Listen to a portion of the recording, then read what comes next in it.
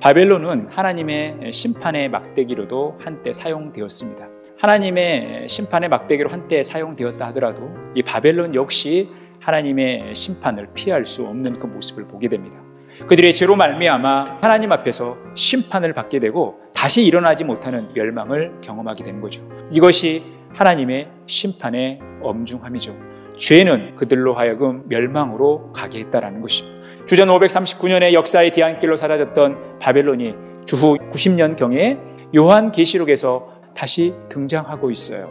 큰 성 바벨론은 그 무너짐이 확정됐다라는 것입니다. 왜 갑자기 역사의 뒤안길에 사라졌던 바벨론이 요한계시록에 와서 다시 등장하고 있을까요?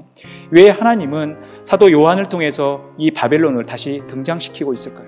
이 바벨론의 실체는 과연 무엇일까요? 이 바벨론은 하나님 앞에서 음란하고 사치하고 우상을 숭배하여서 하나님을 대적하는 삶을 살아가고 있다는 것입니다. 음란함과 사치는 그들을 멸망으로 인도했다는 것입니다. 이 바벨론은 음료와 연결되어 있고 음료는 하나님을 모독하는 짐승과 연결되어 있기 때문에 바벨론이라는 범죄 도시를 만들고 있다는 것입니다. 그들을 핍박하고 종교적으로 정치적으로 탄압하고 있는 이 로마 제국이 이 바벨론의 실체라는 사실을 이 요한계시록을 읽고 있는 당시 기독교인들은 다 알고 있는 것입니다. 그래서 힘겹게 신앙생활을 하고 있는 그들이 이 하나님의 말씀을 붙들고 믿음을 지켜갔던 것입니다.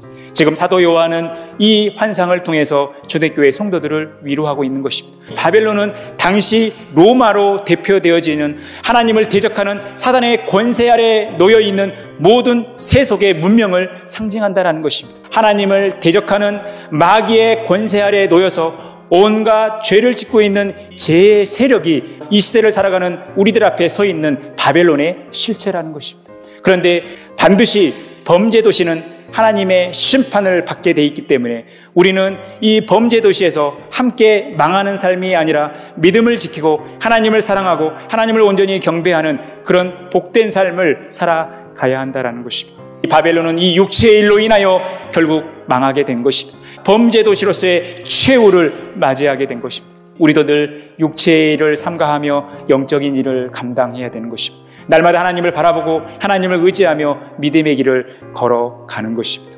예수 그리스도 안에 살아간다는 것은 죄의 현장에 가지 않는 것입니다. 또한 죄의 현장에 우리가 있다 하더라도 피 흘리기까지 죄와 싸워나가야 된다는 거예요. 거대한 바벨론과 같은 시대 속에 이 상황 속에 우리가 살아가지만 이 바벨론도 하나님의 심판을 견디지 못했다는 사실을 기억하시면서 늘 죄를 멀리하며 하나님을 가까이 하면서 믿음으로 승리하는 그런 복된 삶 살아가시기를 간절히 축원합니다.